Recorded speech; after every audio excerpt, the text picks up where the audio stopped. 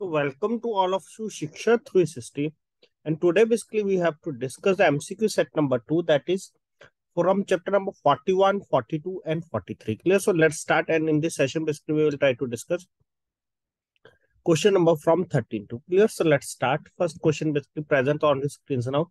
Question number 13.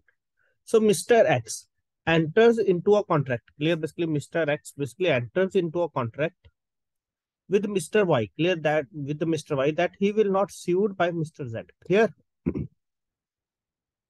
Mr. X basically enters into contract basically with Mr. Y that he will not be sued by Mr. Z for the amount of rupees 1 lakh. Clear? Basically for the amount of rupees 1 lakh which Y has to pay to Z. Clear? Basically for the amount of rupees 1 lakh basically which Y has to pay to Z. But if Z sues, clear, will not be sued by Mr. Z. Clear? That is basically Y will take, X will take the liability. Clear? Basically X will take the liability over that. Clear? I am responsible. Clear? That he will not be sued by Mr. Z basically for the amount of rupees 1 lakh basically which Y has to pay to Z. Okay. But if Z sues, clear, basically, but if Z will take any action, so the law shall be borne by the X. Clear? That is basically if there is any happening basically will takes place, or if but if Z sues, clear, basically, but if Z sues, the law shall be clear, but if Z sues, basically the law shall be borne by the X. Clear? The law shall be borne by the X. So what it will be that? Clear? So what will be it that? Clear? So this will be a contract of insurance. So this is a contract of insurance. This is a contract of indemnity. This is a contract of guarantee, and this is not a valid contract as there is not any consideration. Clear? So what will be the correct answer? Clear? So this is a contract of insurance. This is a contract of indemnity. This is a contract of guarantee, or this is not a valid contract as there is not any consideration. Clear? So what will be the correct answer? Please tell first. The correct answer basically this is a contract of indemnity. Clear? That is basically Mr. X is basically saving Y. Clear? So Y basically it is an indemnity holder. Basically that who is going to get the protection, and X is basically indemnifier.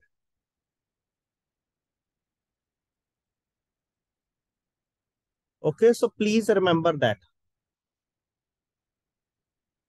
Now move to the next question. Question number 14.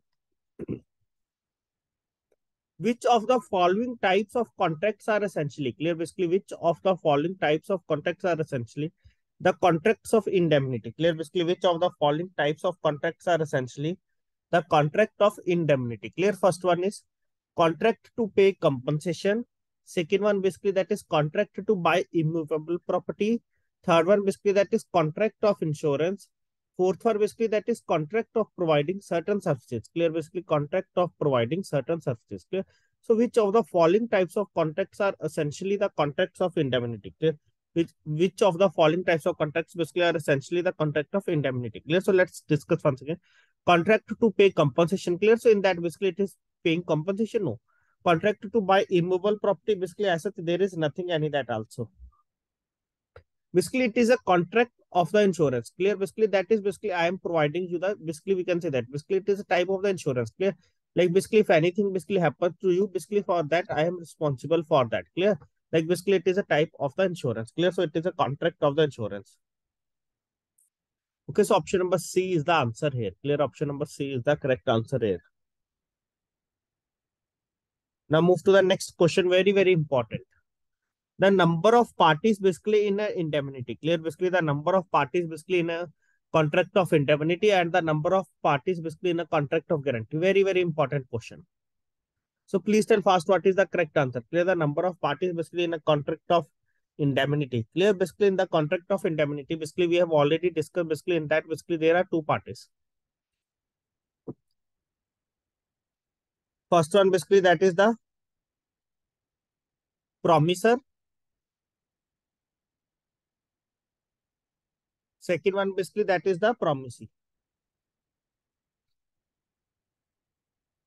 Clear? So in the contract of indemnity, clear? Basically in the contract of indemnity, basically there are two parties.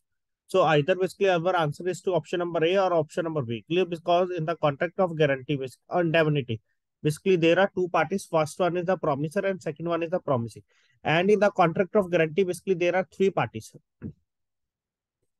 So option number B is the correct answer. That is in the contract of indemnity, basically there are two parties which we have already discussed, promisor and promisee. And in the contract of guarantee, clear? Basically, and in the contract of guarantee, basically there are three parties. Clear? Basically there are three parties. Clear? And in the contract of guarantee, basically there are three parties. Clear? So basically what are these parties? Basically first one is the surety. Second one here, that is the principal debtor.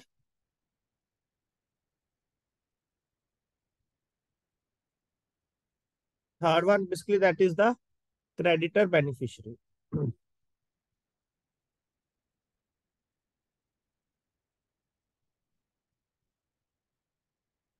Clear? So three parties basically in the contract of guarantee. First one is the surety. Second one here, that is the principal debtor. Third one is the creditor beneficiary. Clear? So please remember that regarding all these parties, these are the most important questions. These are the just straightforward things basically you will find in the examination. Clear? Like sometimes basically they will ask these types of the things. So please go through with all these points very carefully.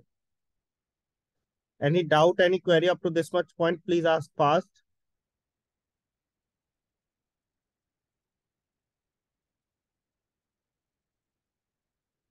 Now move to the next one. Chapter number, question number 16. Clear? What it says that the contract to perform the promise. Clear? Basically the contract to perform the promise or discharge the liabilities of a third party. Clear? The contract basically to perform the promise or discharge the liabilities of a third party. If the said is third party, basically default is. Clear? The contract to perform the promise or discharge the liabilities. Clear? The contract to perform the promise or discharge the liabilities of a third party. If the said third party basically defaults. So basically that is now basically there the role comes out of the third party. Clear? So basically if third party basically that is basically it is not the contract of indemnity. Clear? Because here there are only two parties. Clear? So please remember that the contract to perform the promise or discharge the liabilities of a third party. If the said third party basically default, that is basically a contract of guarantee. Clear? So that is basically a contract of guarantee. So option number B is the correct answer. Clear? So that is basically a contract of guarantee. So option number B is the correct answer here. Now move to the next question, question number 17. So which of the following parties basically do match in a contract of guarantee? Clear? Basically which of the following parties basically do match in a contract of guarantee? Option number A is the person making the promise. The person basically making the promise, basically it is called a surety. Clear? So this one it is correct one or not? They are asking basically do match. Clear? This one it is wrong. Clear? The person making the promise, basically it is called a surety. No. The person basically who gives the guarantee. The person basically who gives the guarantee, that person basically it is known as surety. Clear? Not that person, the person who makes a promise. Clear? That person it is not surety. Basically the person basically who gives the guarantee, basically that person it is known as surety. Clear? Second one, basically the person for whom the promise is made. Clear? The person basically from whom the promise is made. Clear? So basically it is called as the creditor.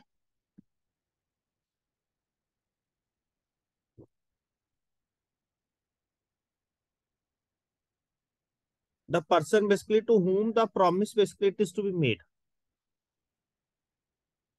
It is called the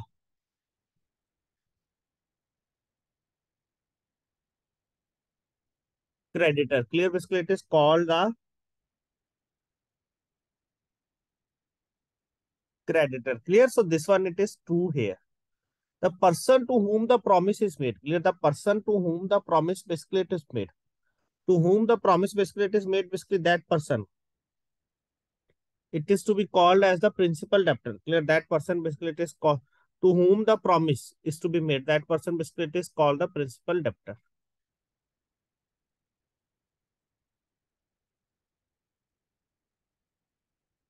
As in the case of the guarantee, clear, there is nothing any regarding the promise. Clear? So basically in that, basically to whom the promise basically it is made, that is creditor, basically we will go with this one it is little bit correct one. Clear? This one it is basically little bit correct one. Clear? The person to whom the promise is to be made, principal debtor, this one is also wrong. Clear?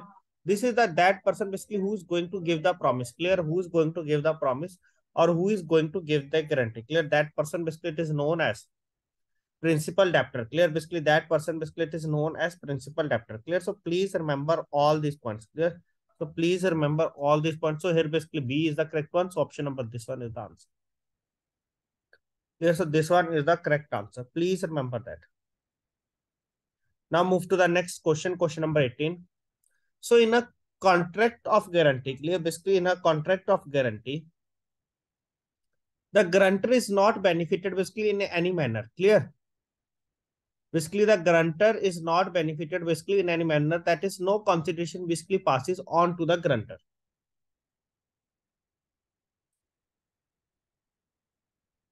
Clear? So no consideration basically passes on to the guarantor. So let's discuss one by one basically what are the different points.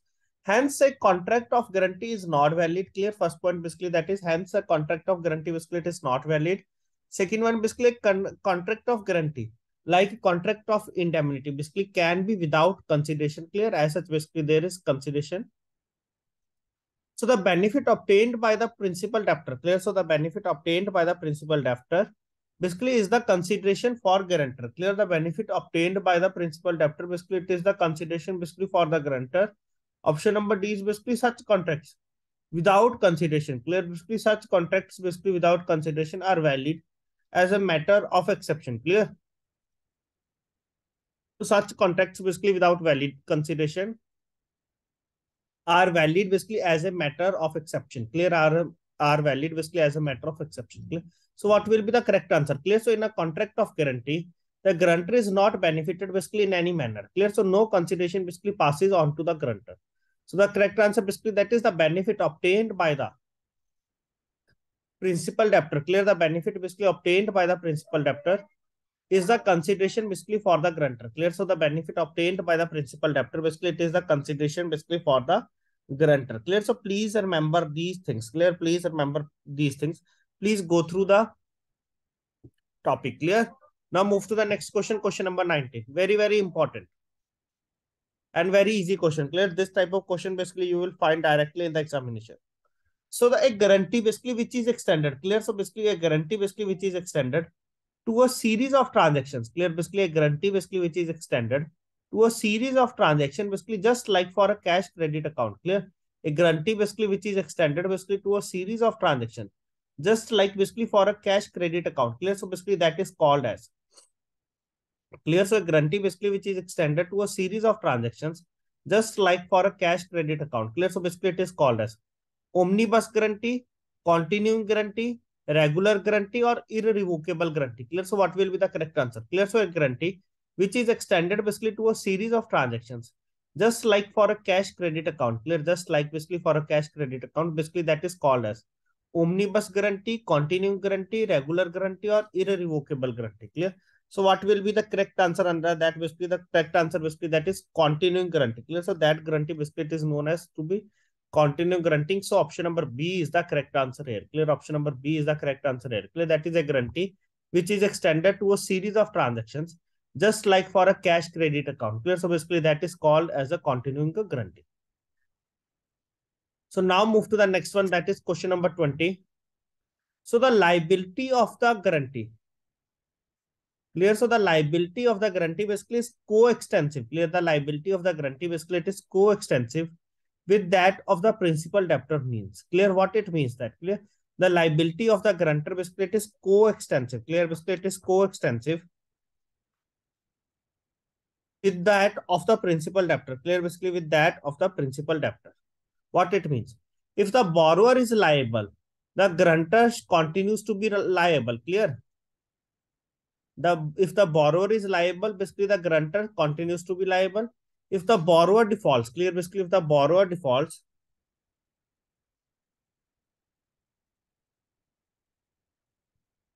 the payment shall be made by the grantor. Clear? Basically, if the borrower defaults, basically the payment shall be made by the grantor. And if the grantor means liable, clear, the grantor means liable, basically even when the limitation against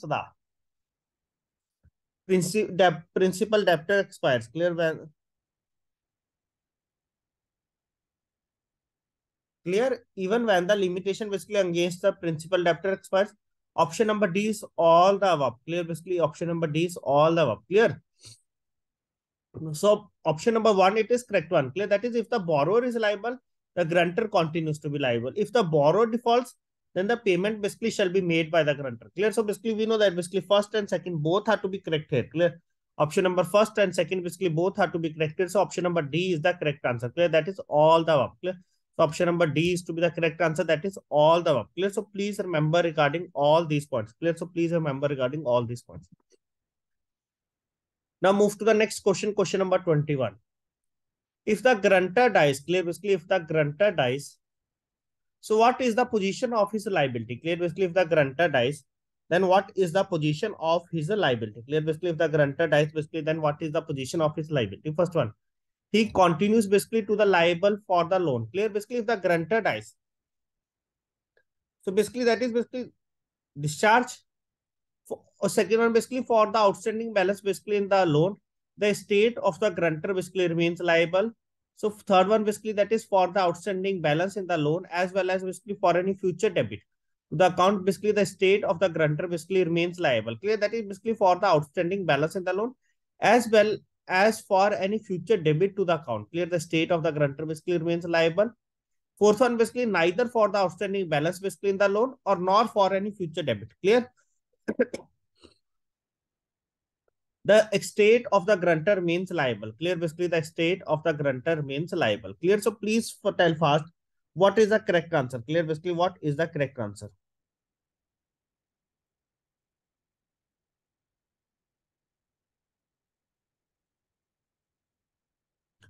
What is the correct answer here?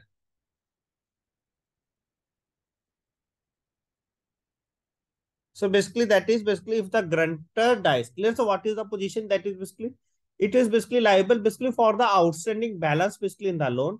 The estate of the grantor means liable. Clear? Because they have taken some guarantee. Clear? As if it is grantor. So basically, if the grantor basically, like we can say that basically there is balance available in that. Clear? So basically, we have to use. Clear? Basically for the adjustment. Clear? So for the outstanding balance in the loan. Clear? For the outstanding balance in the loan, the state of the grantor basically remains liable. Clear? Basically for the outstanding balance in the loan, the state of the grantor. Clear? Basically the state of the grantor basically remains liable. Clear? So please remember that. Now move to the next question. If the terms of a contract granted by a grantor are changed. Clear? Basically if the terms of a contract granted by a grantor are changed, so what is the position of the liability of the grantor? Clear? So basically if there is terms and condition are changed.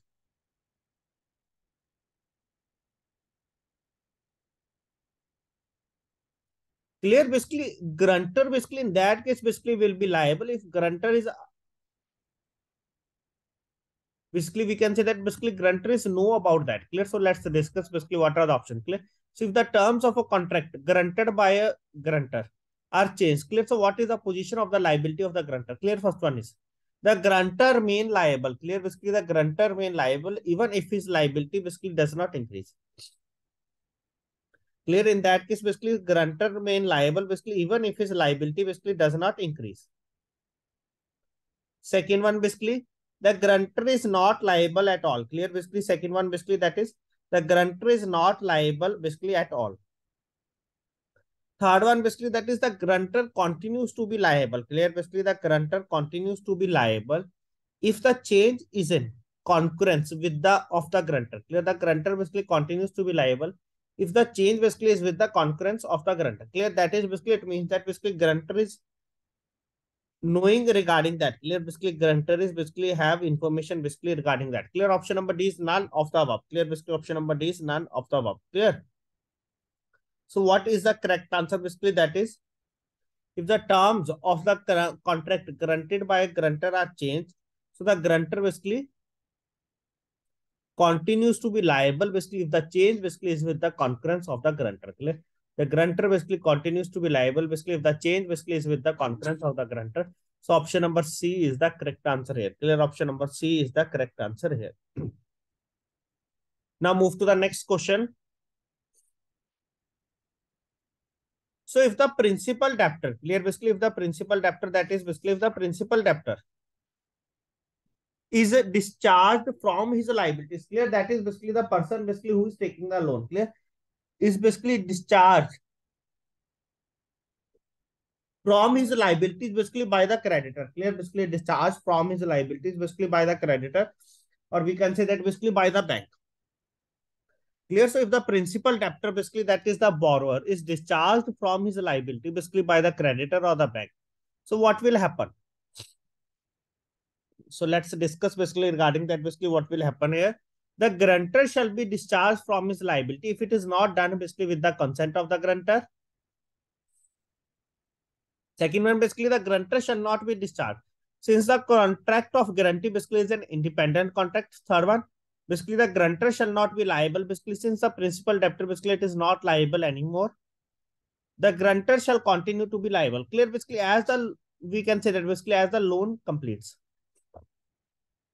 Clear? Basically for a specific contract, basically the person that is the contractor. Clear? So now the guarantor basically shall be discharged from his liabilities. Clear? Now basically the guarantor basically shall be discharged from his liabilities if it is not done basically with the consent of the guarantor. Clear? So option number A is the correct answer. Clear? That is the guarantor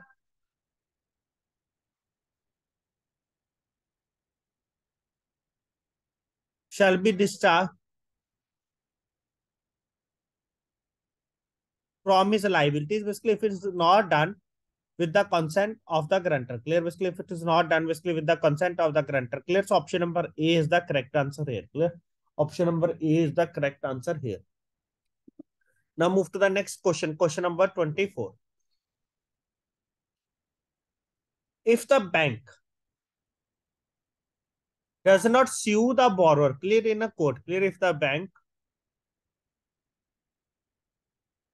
does not sue the borrower basically in a court, even after the default in the payment, clear, basically if the bank basically does not sue the borrower, clear, if the bank basically does not sue the borrower in a court, even after the default in the payment, clear, basically if the bank basically does not sue the borrower basically in a court, even after the default in the payment, repayment, clear. So what will happen in that case? Clear? If the bank basically does not sue the borrower basically in a court, even after default in the repayment, after a option is bank cannot demand the repayment of the loan basically from the grantor also. Second one, basically that is bank can demand the payment of the loan only simultaneously, demand the repayment of the loan only simultaneously. Bank can demand the repayment of the loan basically from the grantor alone. Clear? Bank can demand the repayment of the loan basically from the grantor alone. Fourth one, basically that is the bank can demand the repayment of the loan from the grantor. Clear? Bank can demand the repayment of the loan basically from the grantor if the borrower is sued first. Clear? Basically if the borrower is sued first and the bank fails to recover from him. Clear? Basically the bank and the bank basically fails to recover from him. Clear? Clear? So basically if the bank does not sue the borrower basically even in the court, a borrower cannot sue, basically bank does not sue the borrower basically in a court even after the default. In after default in a repayment. Clear? So basically the bank can demand the repayment basically of the loan basically from the grantor alone. Clear? So basically it is the responsibility of the grantor. Clear? So now basically it is the responsibility of the grantor can do the payment. Clear? So if there is default by the borrower, so now the grantor basically the bank can demand the repayment of the loan basically from the grantor alone. So option number C is the answer. Clear? So these are the points basically if you are going through very well, only you are able to answer. Clear? Otherwise basically like we can say that basically on general basic knowledge basically you are able to answer, you are not able to answer. Clear? All these are the technical points. Clear? All these are the technical points and you have to understand that. Clear? And you have to understand that. Now move to the last question of our today's discussion. So basically when where the banker releases one of the joint guarantors. Clear? So basically where the banker releases basically one of the joint guarantors So what is the position of liability? Clear. So basically where the banker leases, basically one of the joint directors. So what is the position of liability of the other? So what is the position of the liability basically of the other guarantors or the borrower? Clear. Basically of the other guarantors or the borrower. Clear. So what is the correct answer? Clear. Basically one of the joint guarantor basically banker leases. Clear. So the other basically are responsible for that. So the other guarantors basically are continue to be liable. The other guarantor basically as the borrower do not remain liable. The other guarantors basically as well as the borrower continue to be liable. The other guarantors are not liable basically, but the borrower are to be liable. Clear? Basically, we can say that if there are two guarantors and the banker leases one of that. Clear? So basically, the other guarantor, the remaining, the other guarantor as well as the borrower, because the person basically who's taking the money. Clear? So the other guarantor as well as the borrower. Clear? The other guarantor basically as well as the borrower basically continues to be remain liable. Clear? The other guarantor as well as the borrower basically continues to be remain liable. So please tell fast up to this much point. It is clear to all of you because all these questions are related to the contract of guarantee. These are very, very important basically for the examination point of view. Clear? As basically we have discussed some question basically from the contract of indemnity, one or two question in the starting and after that contract of guarantee. Clear? So these types of things basically you will directly find in the examination. So please go through all these points very well. Only after that basically you are able to understand all this point. This question is very, very important. Clear? I have seen basically or many students basically have asked this type of question. They will definitely ask basically in any of the sets. Clear? So please remember that. Clear? Basically how many parties are there basically in which contract? Clear? Like contract of indemnity basically we have two parties and in the contract of guarantee basically we have three parties. Clear? So please remember that also. And thanks to all of you for joining this discussion.